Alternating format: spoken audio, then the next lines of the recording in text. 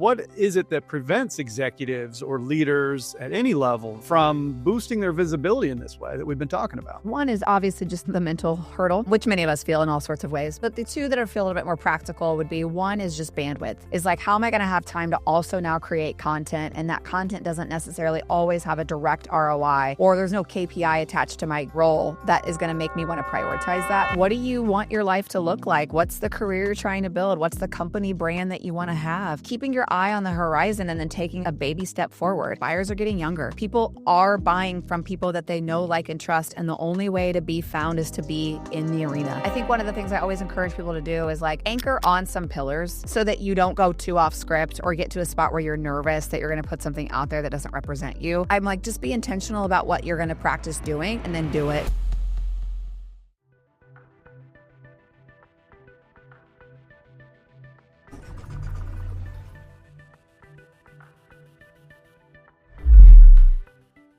My very special guest helps brands turn their leaders into creators and their content into connection. She believes a podcast is the smartest starting point for any brand's media strategy, and that your people are your strongest differentiator. Content is how you scale their voice and build trust at scale. She's the founder and CEO of Share Your Genius. She is Rachel Elsts Downey. Welcome to the show, Rachel. Thanks for having me, Matt. Excited to be here. I'm excited to have you. I think that this is a journey that I've been on for a long time, which is like thought leadership, trying to put some good stuff out there, try to help some folks. And it really has shaped my own approach to leadership. And just really couldn't wait to talk to you and just learn a little bit more professionally about how I've done things instinctively. So yeah, it's going to be a great conversation. Looking forward to it. Well, I guess my first question for you, Rachel, is when you think about the marketplace, kind of what's happening out there, what has fundamentally changed that really makes it why we need leaders to become more visible when sharing their opinions, their beliefs, their inside information, whatever you might want to call it, compared to the way it's historically been, where these big corporations and brands are the ones that really partake in sharing that message? I think a lot has changed. I think one of the things that we're struggling with is sort of like a trust recession, where people are lacking faith in companies because of some of the challenges that we've just had as a society. And I think we look to each other to help raise the standard. And I think the other thing that's true and unfortunate is that buyers are getting younger, which of course means that we're getting older. But because buyers are getting younger, we have to look at how they're consuming their content and how they're learning and how they're even getting their own opinion shaped. And they're doing that by consuming short form video content primarily. I mean, lots of other places too, but those are some of the things that I think, and the AI of it all, of course, I have to say that before I keep going. But there is some AI fatigue as we think about what people are pumping out, what people are sharing, and people are looking for people to cut through the noise by standing true to a strong point of view that is based on experience, that is based on earned wisdom, those kinds of things. And so it's paramount that leaders who want to recruit talent, who want to find future clients or even engage with their existing clients, they have to come to the table and let people know who they are in a way that resonates and have the vulnerability and courage to do that. It's so amazing that you say that too, because when you always have these great buzzwords that really stick with me. So when you talk about like a trust recession, and I always say that transparency is what creates trust. If I think about the way it works today, there's so much transparency because everything's on people's social feeds. You understand a lot of what's going on. And it's not that you want to see what's happening at the company so much, but you want to understand what's happening with the people that are at that company. And so I feel like there's really just a parallel of an expectation that's shaped with how we get access to information today. And that's probably a lot of what's showing up in the way you're describing it. Well, people look to buy from people and support people that have shared values. And that doesn't mean we have to like agree on everything, but it does mean that we have to see each other in each other. And it's human nature to do that, where we're looking for cues that help us know that we're safe. And it sounds kind of silly in the lens of like, well, I just want them to buy my software. But like, those kinds of things are expensive purchases. They affect that person's job, that affects their livelihood, that affects their ability to eat, all of those things that are ripple effect. And again, like going back to this is human innate. I mean, if you think about our cavemen and women days, right? Like We survived by creating community, and we survived by telling each other stories so that the next generation survive. Like this is all who we are. We're just getting to a spot where we're like, we want to make sure that who we're supporting and what we care about is being heard, seen, and valued. It reminds me a little bit of Peloton. So I'm a pretty inconsistent Pelotoner, if there is such a thing. And I can care less about Peloton really, but I'm really interested certainly in my instructors, right? So you feel like you almost have a relationship with these people. And I'm not a big Instagram person, so I don't necessarily follow them on Instagram so much. But I think it's that difference between the magnetism you have with the people who are the representatives of the brand versus the brand themselves. Like, I don't want more advertising from Peloton necessarily, but I definitely want to know if there's something to be said about an update or some new feature or whatever. Like if it comes from the instructor, I'm like, oh, cool. She's helping me with, understand how to get the most out of this. Exactly. I mean, to me, it all comes back down to relationships, which is why I even bring up that silly conversation around living in caves. But that is what it comes down to, is like, you don't really have a relationship with a brand. You have a relationship with a person who represents that brand. And that's really the key way that I like to think about that. I mean, if you even think about how traditionally, like, you buy clothes you like or products you like for yourself, you're typically buying it because somebody told you about it. It's the same thing in B2B. It's like you're looking for people to tell you what to pay attention to, assuming you trust them. And I think that directly translates over to the thought leadership domain. And I know it was years ago, somebody in my life who had said, like, you need to be doing a better job on LinkedIn. Her name's Erin Balsa. We work together, and she's like, you're just not visible, and you've got to change that. And I'm so glad that I listened to her, because it was amazing to just see the way that you can create relationships and really use that medium.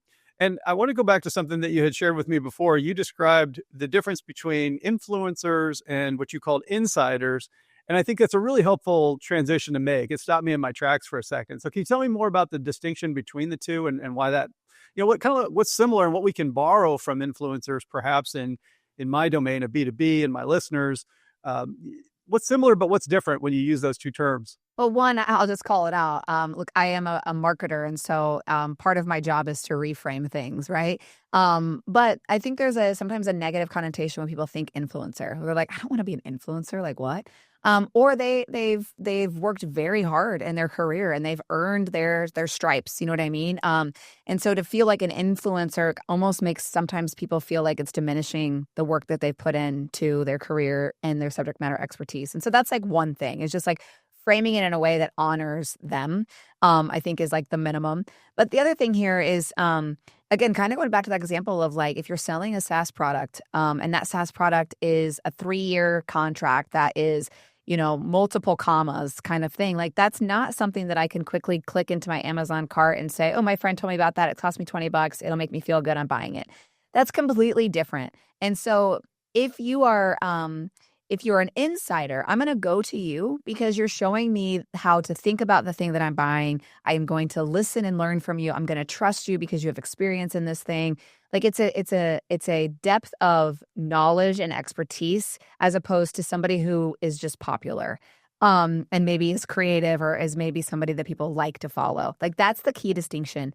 I will say that not all insiders are influencers, but if you can create a culture where you take the people who have very strong expertise in your product, your service, your people, whatever, and give them an avenue and a creative outlet that allows people to see them in a way that makes them shine, like that's what you need to do, because people are looking to buy things from you, but they just don't know how, and they want to have a relationship again with somebody who can help them. I think it's so true that when you think about if you're making that purchasing decision and you're trying to get the information, your biggest fear is that I don't want to get it wrong. And so at the same time that there's the traditional advertising, you're like, okay, but that's pretty slanted.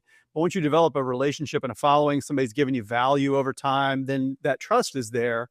And the right information, because not that it was the wrong information from traditional advertising, but it kind of gets through. We've got so much skepticism, with good reason. I think that changes.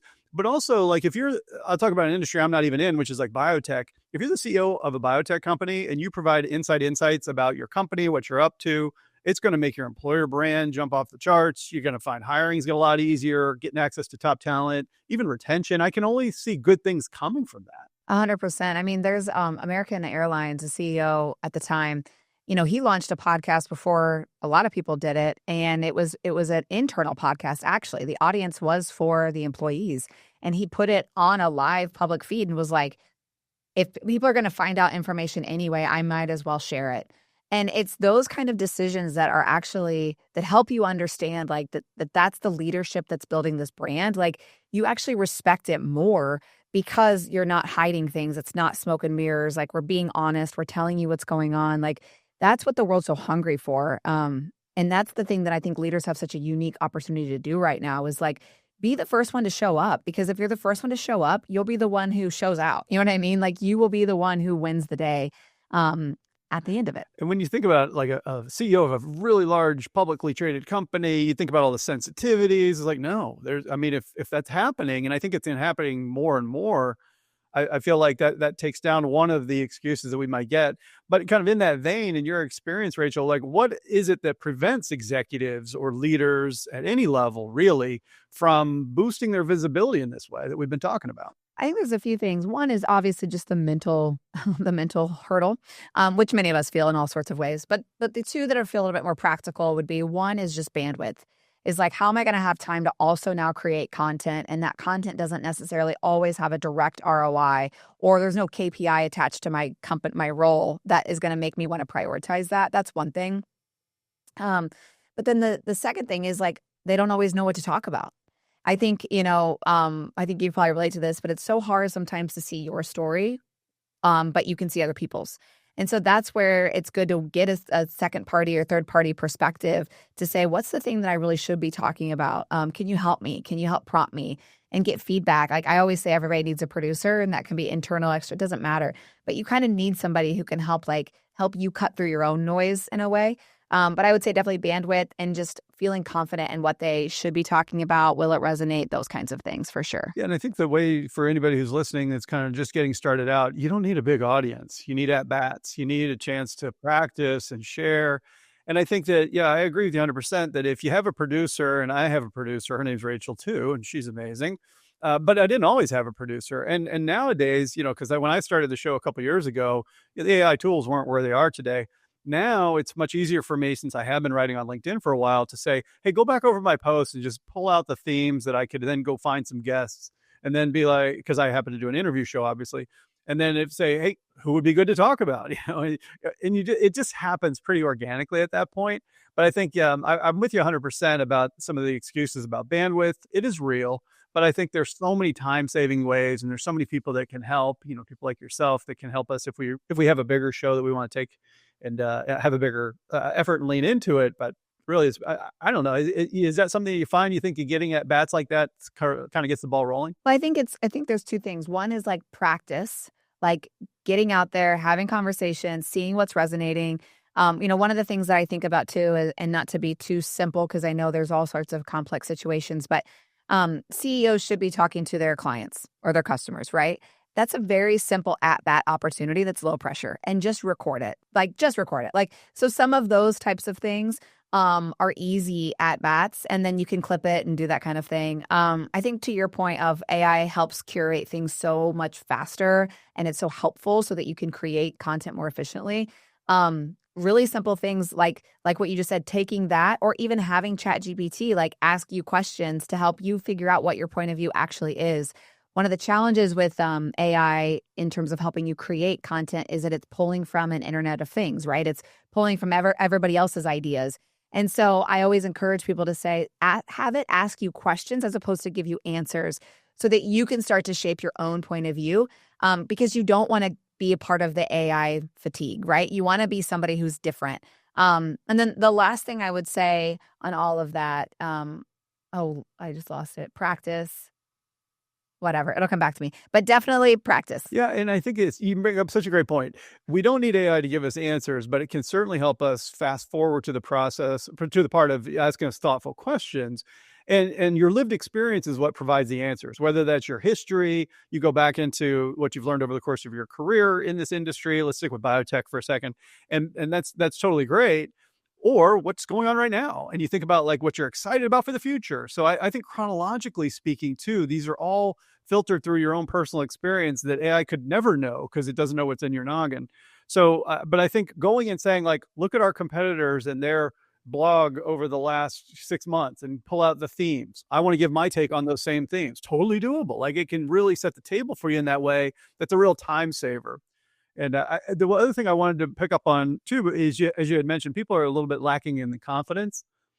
The reality is that social media is so ephemeral. It's just, it comes and it goes. I never go back and look at things that I've recorded for myself from even a month ago, much less a year ago. And they're still out there and people can find those things, which is great. But even if there's something you didn't like, guess what? It's not going to perform very well and nobody's going to see it because the algorithms are going to protect you from yourself a little bit. So I think that is something I always remind myself, that if I miss the mark, it's going to just not really go anywhere. But if I happen to nail it and hit it out of the park, it's going to boost that because that's how the algorithms really work. Yeah, and I think you have to be, I think one of the things I always encourage people to do is like anchor on some pillars, so that you don't go too off script or get to a spot where you're nervous that you're going to put something out there that doesn't represent you. I'm like, just be intentional about what you're going to practice doing and then do it. And the other thing that I was thinking about is, that a lot of people need to do is, if you're successful in your career, like one of the things you've done is you've built systems in your life to help make you be successful, like your routines or whatever it is, whatever the system is that's working for you. You have to have a content system as well. And so building a system that's sustainable, that works for you, because to your point, it is like you just talked about a couple little things that you do. That's part of your system and how you create the content and feed your feeds actually.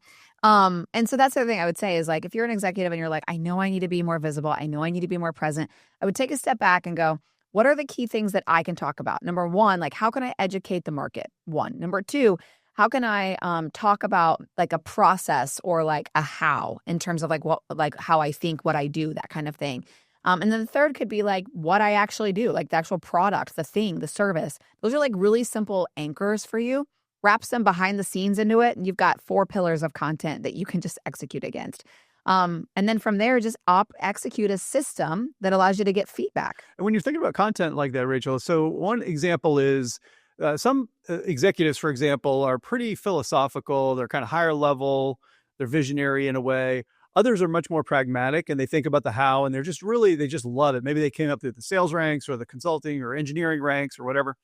Do you have a recommendation as to whether somebody who's trying to create this type of content, maybe host their own podcast, whatever it might be, should they sort of try to cover a bunch of different bases, or is it better to just kind of stick to what you know? Like, how do you think about navigating, even just deciding what to talk about, or I guess the way in which we talk about it? I think the way in which you talk about it comes innately from you.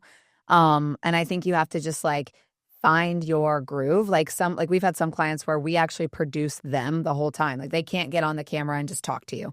And so you do have to kind of like figure out where your zone of genius lies. Some clients are better writers. And so like write what you want to say, and then we're going to record you saying it. So sometimes it is just like figuring out what, again, your kind of like how you work best in communicating. And then we figure out ways to make that into other assets. That's like one thing I would say. But in terms of like, where do I start? Where do I begin? I think you can always start with your story. They always say, write what you know. It's the same thing. Talk about what you know. Who are you? Where did you come from? How did you get into this career? What inspires you? What inspires you today? What keeps you motivated? Like, these are all of these things that are just like, that tell us who you are while talking about what you do without promoting an offer of some kind. Yeah. And I think especially when when you're early days and people are just trying to get that relationship going, they want to know who you are, what you're all about. And I think that's the other thing, is that you don't have to try to find these big audiences at first. It's mostly just trying to resonate with the audience that's going to be most receptive to, what you're all about.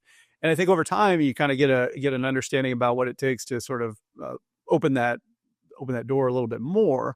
But I think your authentic story is going to be the one that resonates with people who are, kind of wired to receive it. So I think that's really strong advice. What kind of goes into the storytelling? Is it just kind of you think back, do you sit down with people and map it out first before you kind of decide, well, what of this is kind of, let's not go there. And, maybe this part's not as interesting to everybody else, or how do they sift through that a little bit?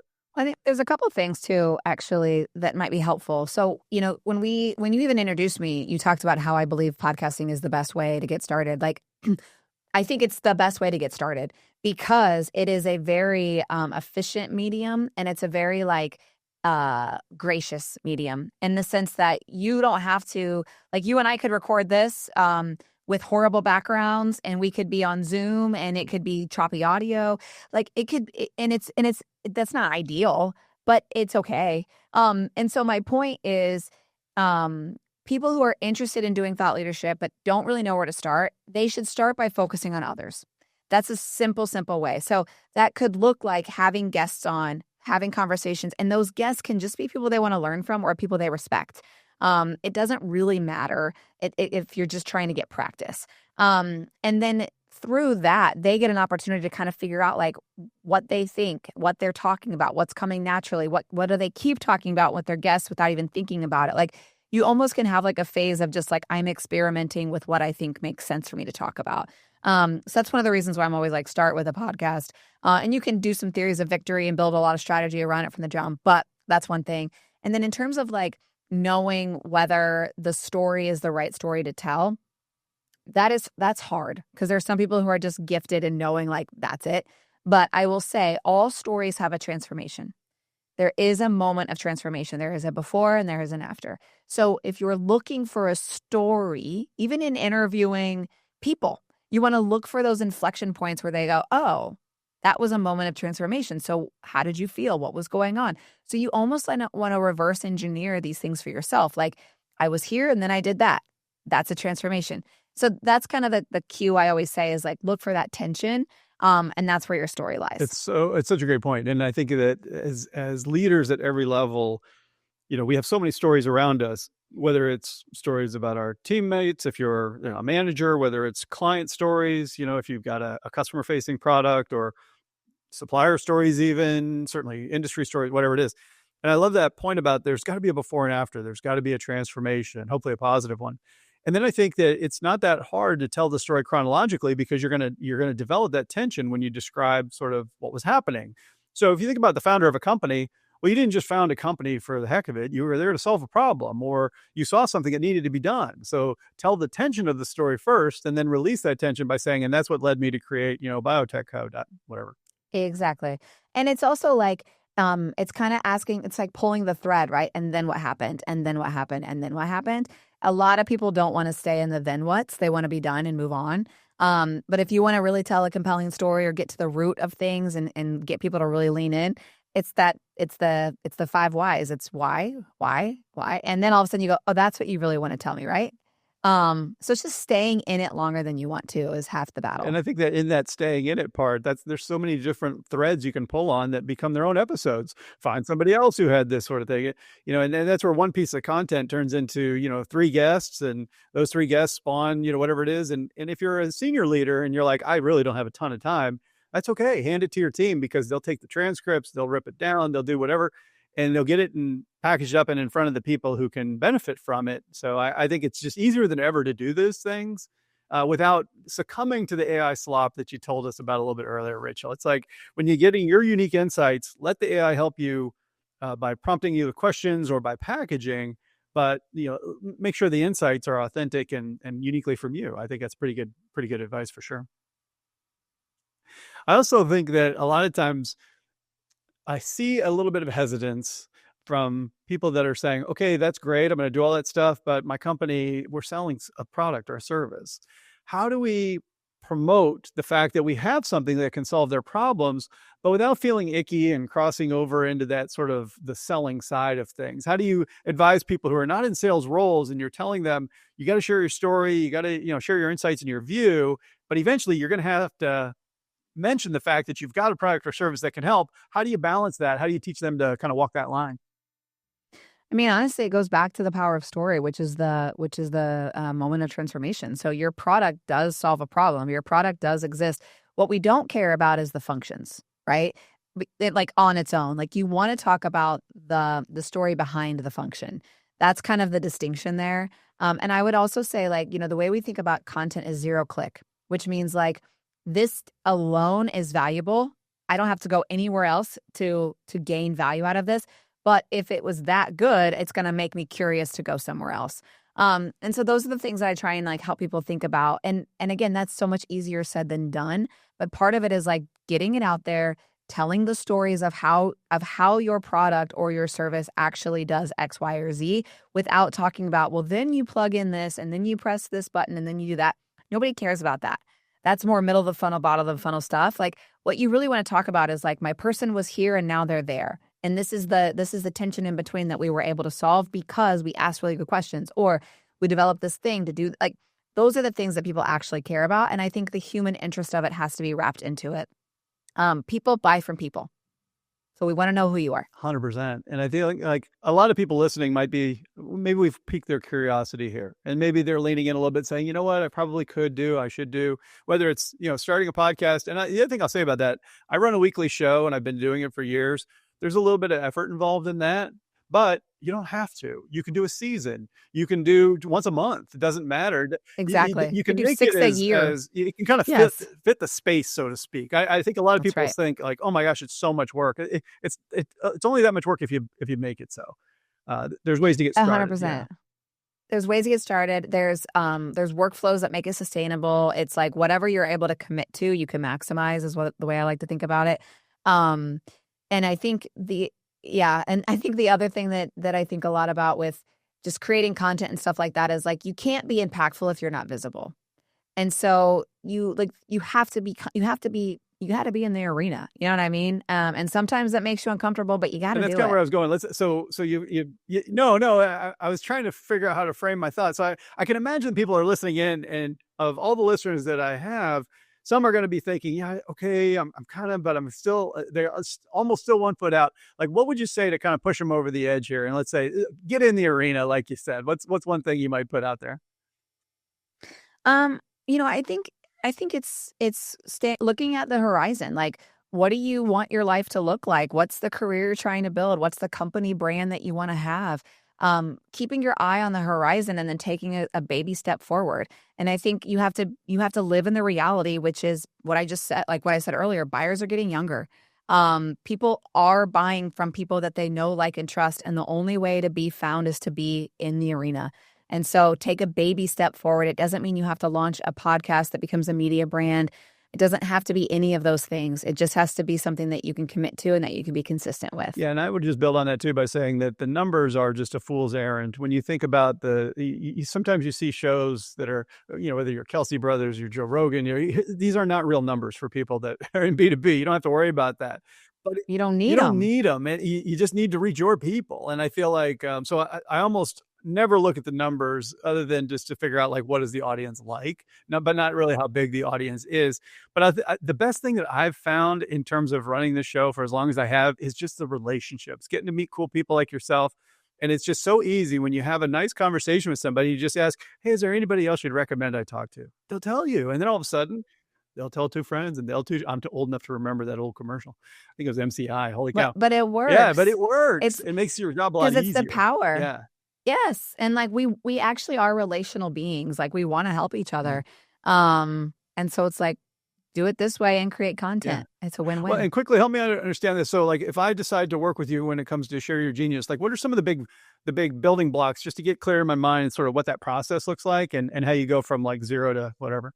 Yeah, we've got three phases in what we call the Genius Way. One is create, which is all around like what program makes sense for you? What's the strategy? What's the development? What's the distribution? We do some paid media from the jump just to kind of understand like what's resonating, where the gaps are, all those kinds of things. We do a lot of research to understand like in the world of influencers, who is popping off and what can we learn from them that might be applicable to you and your industry and those types of things. And then we move you right along to optimize, which is all around improving those metrics, improving discoverability, just to make sure that we're getting resonance and reach. And seeing the outcomes that you want to see. And then our final kind of phase we run our clients through is what we call scale, which is all around some growth playbooks, helping our clients see what's beyond what we're currently doing so that they can have a greater impact. And some clients don't ever scale. Some clients just keep the engine running and they're seeing the success that they need. It just depends on the outcomes they're trying to achieve. Gotcha. That makes good sense. That's why I think it's really helpful to think that there's ways to go through the process. You've got a structure, you've pushed it through before, and you can get people to that place that they want to go, which I love. That's right. It's really about let's create the system and help you run it. All right, so I'll give us a hard shift to this one. I've got a trivia segment I love to play with guests. I call it "Are We Smarter Than AI?" And what we're going to have is AI is going to ask us a question. You and I are a team. I don't know the question. I don't know the answer. But I saw, Rachel, that you were a theater student at Butler University. So we're going to have a question about Broadway shows. Broadway shows. It's multiple choice. We'll see how we do. Which classic Broadway musical holds the record for the most Tony Awards won in a single night? Is it A, Hamilton, B, The Producers, or C, The Lion King? Ooh, interesting. Hamilton, The Producers, or The Lion King? Most Tony Awards in one night. Let's go Hamilton. We're going to go Hamilton. I love Hamilton. We're going to go with Hamilton. So Let's audience, just see. if you're playing along at home, you're going to have to lock in your answer. Is it A, Hamilton, B, The Producers, or C, The Lion King? We're going to have to snip again because it's taken a second to come up with the answer. I was torn because I'm like, well, I thought I was going to ask the longest running show. Oh. And I know it's not, any of those. So I was like, What do you think is the longest running show? I feel like it's something basic. Like, I think it's something people don't even think about. It's probably like South Pacific or something like that. Or like Chicago, you know what I mean? Or like, it's not Wicked. Like, it's got to be something like so obvious. Well, I'll give you the answer to the question. It's come back for us. And unfortunately, we were incorrect. The musical that holds the record for the most Tony Awards is The Producers, which won 12, but we were super close with Hamilton that won 11. So we were right there. Okay. That's all right. All right. But I've got a much better question for you, Rachel, which is where can my listeners go to learn more about you and about your company? Yeah, so you can obviously go to our website, which doesn't always tell the full, most up-to-date story, or you can follow me on LinkedIn. You can find me at Rachel Elsts Downey. There you go.